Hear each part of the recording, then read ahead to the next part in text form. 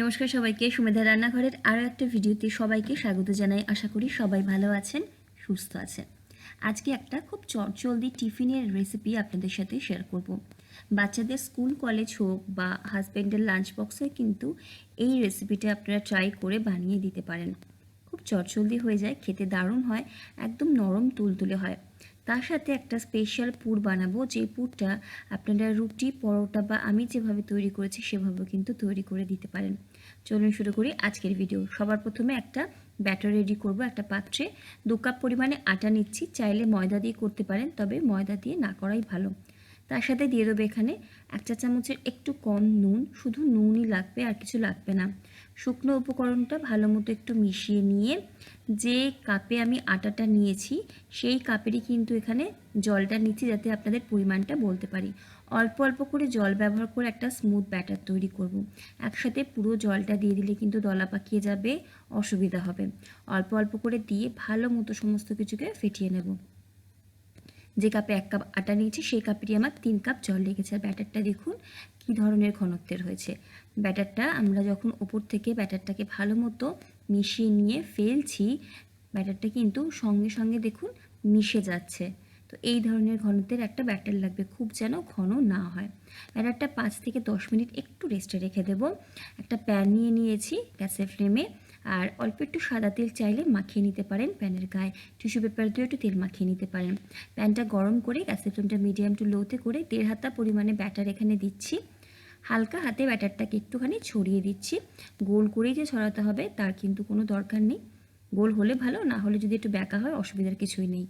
যখন একটু সাইড থেকে শুকনো হতে শুরু করবে, অল্প একটু সাদা তেল সাইড দিয়ে দিচ্ছি। আপনারা চাইলে মাখনও দিতে পারেন। দুটো সাইডে হালকা কালার চেঞ্জ হওয়া অবধি কিন্তু একটু উল্টে পাল্টে ভেজে নেব। চাইলে আপনারা একটু কড়া করেও পরোটার মতো কিন্তু ভেজে নিতে পারেন, তবে আমি একটু সফট করব, তাই জন্য কিন্তু একটু লো ফ্লেমে রেখে হালকা কালার চেঞ্জ হওয়া অবধি ভেজে নেব, যাতে কাঁচাও না থাকে আর বেশ খেতেও নরম হয়। তো এভাবে বাকিগুলো ভাজছি, আমি 1.5 হাতা করে প্রত্যেকটা নিচ্ছি। বাকিগুলো ভাজতে ভাজতে আমি পুরের জন্য এখানে কিছুটা চিকেন কিমা নিয়েছি 300 গ্রাম মতো। আর এখানে পেঁয়াজ, ক্যাপসিকাম, বাঁধাকপি নিয়েছি, যেগুলো সমস্তগুলোই পাতলা পাতলা করে কেটে নেব। চাইলে গাজর দিতে পারেন, রেড ইয়েলো বেল পেপার দিতে পারেন। আদা রসুনটা কুচি করে নিয়েছি। আর এখানে কিন্তু বাকি যে গোলা রুটিও বলতে পারেন এগুলোকে, সেগুলো কিন্তু ভেজে নিয়েছি। এবারে কড়াইতে নিয়ে নেবো 1 টেবিল চামচ পরিমাণে সাদা তেল অথবা মাখন নিতে পারেন। তেল গরম হলে দিয়ে দিচ্ছি 1 টেবিল চামচ পরিমাণে আদা রসুনের কুচি। 30 সেকেন্ড মতো আদা রসুনের কুচিটাকে ভেজে নিয়ে দিয়ে দিচ্ছি হাই ফ্লেমে রেখে। চিকেন কিমা ভালো মতো ধুয়ে নিয়ে জল ঝরিয়ে দেবো।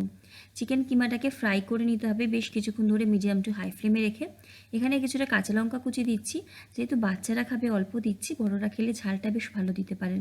এর মধ্যে 1/2 চা চামচ লাল লঙ্কার গুঁড়ো, গোলমরিচের গুঁড়ো দিচ্ছি, আর দিয়ে দেবো আন্দাজ মতো নুন। আমি এখানে শুধু এখন কিমাটার আন্দাজে নুন দিচ্ছি। মিডিয়াম টু হাইতে রেখেই ভালো মতো সমস্ত কিছুকে আমি কিন্তু কষিয়েও নেব। যতক্ষণ না কিমাটা সেদ্ধ হয়ে যাচ্ছে ততক্ষণ কিন্তু রান্না করে নেব। যদি প্রয়োজন মনে হয় অল্প একটু গরম জলের ছিটে দিতে পারেন। কিমাটা যখন সেদ্ধ হয়ে যাবে দিয়ে দেবো এখানে কেটে রাখা লম্বা লম্বা করে পেঁয়াজ, ক্যাপসিকাম আর বাঁধাকপি। গ্যাসের ফ্লেমটাকে হাইতেই রাখবো, রেখে 1 মিনিট সমস্ত কিছুকে নাড়াচাড়া করে নেব যতক্ষণ না সবজিগুলো একটু সফট হচ্ছে।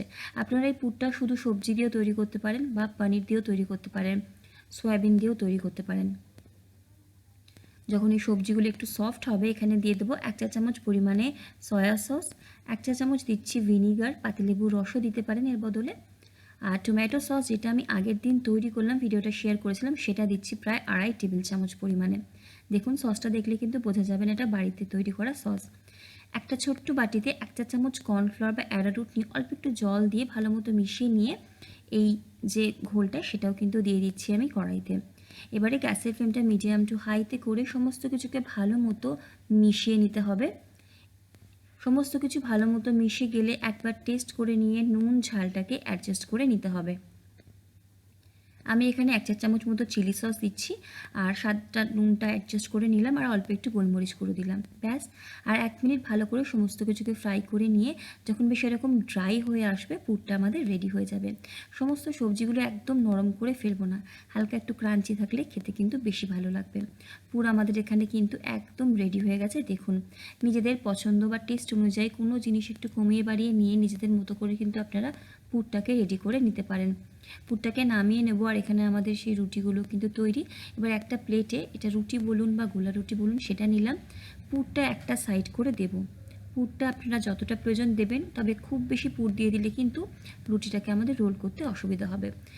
এবারে আমি যেভাবে রোলটা করছি, দুটো সাইড চেপে নিয়ে ঠিক একটা সাইড থেকে রোল করতে করতে আরেকটা সাইড অবধি চলে যাব। অথবা আপনারা যেমন আমরা যেমন এগ রোল করি সেরকমভাবেও করে নিতে পারেন, বা এরমভাবে রোল করার পরে আমাদের যে ইউনি র্যাপ বা এগ রোল যে র্যাপারগুলো হয় সেগুলো দিয়েও সম্পূর্ণটা র্যাপ করে নিয়ে বাচ্চাদের টিফিন বক্সে দিতে পারেন। সকালের দিকে যখন ছেলের টিফিন দিতে হয় বা হাজব্যান্ডের লাঞ্চ দিতে হয়, মাঝে সাঝে কিন্তু এভাবে তৈরি করে দিই। পুরটাকে নানা রকমভাবে চেঞ্জ করে দিই, কখনো সয়াবিন দিই, কখনো পনির দিই। তো খেতে কিন্তু দারুণ লাগে। অবশ্যই একদিন বাড়িতে তৈরি করবেন। বাকিগুলো একই রকমভাবে রোলগুলো তৈরি করে নেব। যে পরিমাণ ব্যাটার নিয়েছিলাম টোটাল কিন্তু 8খানা আমাদের এই চিকেন রোল তৈরি হবে। ভিডিও ভালো লাগলে লাইক, কমেন্ট, শেয়ার, সাবস্ক্রাইব করে পাশে থাকবেন। আর রেসিপিটা যদি এভাবে তৈরি করেন জানাবেন। যদি এরকম কোনো রেসিপি আইডিয়া আপনাদের কাছে থাকে আমাকে কমেন্ট বক্সে জানাতে পারেন, আমিও বাড়িতে ট্রাই করতে পারি। আজকের ভিডিও অবধি, দেখা হচ্ছে পরের ভিডিওতে। সকলে ভালো থাকুন, সুস্থ থাকুন, হাসি খুশি থাকুন। ধন্যবাদ।